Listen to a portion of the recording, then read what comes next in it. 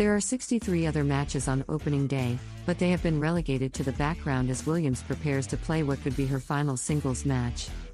Iga Swiatek is seeded number 1 for the first time this year at the US Open and is trying to secure her first Grand Slam title somewhere other than the red clay of Roland Garros. But on the eve of the US Open, Swiatek had another priority, finally working up the courage to meet Serena Williams, a formidable champion whom Swiatek said made her feel like a kid from kindergarten just looking at her. On Sunday, Swiatek posted a photograph of her with Williams on her social media accounts. "This is the highlight of my day," Swiatek wrote on Twitter. "Congratulations on your amazing journey and legendary career at Serena Williams. Huge respect for everything you have done for our sport. It has been that sort of build-up to this year's final Grand Slam tournament. There are an abundance of established and emerging players and storylines at the USTA Billie Jean King National Tennis Center.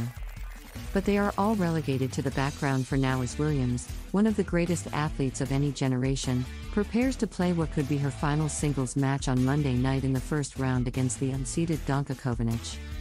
Until this year, no Chinese man had qualified to play in the US Open, but two managed it this year, 25-year-old Zhang Lizhen and 22-year-old Wu Yibing, and they are on Monday's schedule after practicing together on Court 8 on Sunday with a small crowd of predominantly Mandarin-speaking fans applauding their efforts and besieging them for autographs and photographs when the training session ended.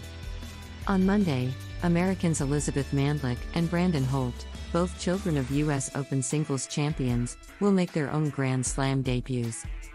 Mandlik, the daughter of Hana Mandlikova, will face Tamara Zidanšek of Slovenia. Holt, the son of Tracy Austin, will face Taylor Fritz, the number 10 seed and top-ranked American who is himself the son of former top 10 women's player Kathy May. Also on Monday, Dominic Thiem, the 2020 US Open men's champion, will return to the tournament after missing last year's Open with a serious wrist injury. He has a tough assignment against Pablo Carreño Busta, the smooth-moving Spaniard who has twice been a semi-finalist at the US Open and recently won the Masters 1000 tournament in Canada. Did Mike Had a Catholic podcasting star says theocracy is not the way. But all those intriguing tennis stories will take a backseat to Williams versus Kovanic, and even the other tennis players have been looking for opportunities to meet and catch up with Williams. "I watch her my whole life," Swiatek, the 21-year-old Polish star, said of the 40-year-old Williams. "Basically she was everywhere, because she always won and was somewhere in the semifinals or the finals. I didn't always feel like I'm this kind of player who can play similar tennis, because she always seemed so strong, really stronger than any of her opponents physically. But mentally for sure, she's the one who's going to show you how to use your position and how to kind of intimidate with being number 1. I'm trying to do that. I don't know if it's going well or not." For Swiatek, Williams' ability to juggle outside interests and motherhood with her tennis career have been a great example. "I think it's great that we have somebody like that in our sport who cleared the path and showed us that you can do anything," she said. "The sky's the limit." Naomi Osaka, a former number 1 and 2-time US Open champion trying to recover her mojo after an unsuccessful stretch, spent more of her news conference on Friday answering questions about Williams than any other topic. "I think that her legacy is really wide to the point where you can't even describe it in words," Osaka said. "She changed the sport so much. She's introduced people that have never heard of tennis into the sport. I think I'm a product of what she's done. I wouldn't be here without Serena, Venus, her whole family. I'm very thankful to her." Osaka's family did use the extraordinary success of the Williamses as a blueprint, according to Osaka's father Leonard Francois. Naomi Osaka made her Grand Slam breakthrough by upsetting Serena Williams in the 2018 US Open final in a match where Williams was penalized a game after a series of code violations by chair umpire Carlos Ramos.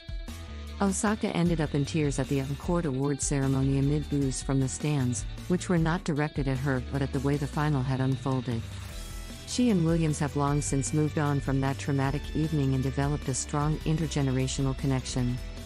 When Williams played, and lost, in the first round of the Western and Southern Open earlier this month to Emma Raducanu, Osaka was in the stands, eager not to miss the opportunity after Williams had announced that the end of her playing career was imminent.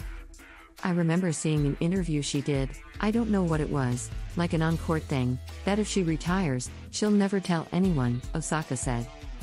I was really scared, dang, when is the last time she's going to play?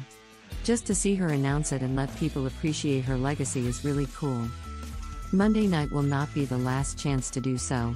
Win or lose against Kovanic, Serena is entered in the women's doubles with her older sister Venus Williams. But Monday night should be quite a moment, a sporting and cultural happening that comes on the 25th anniversary of Arthur Ashe Stadium, still the biggest permanent tennis venue in the world with its capacity of 23,771. While Venus, unseeded, reached the women's singles final the year Ashe Stadium opened in 1997, Serena did not get to play a match in the main stadium. But she did make her Grand Slam and US Open debut, losing in the first round of doubles with her sister to Kathy Rinaldi and Jill Hetherington.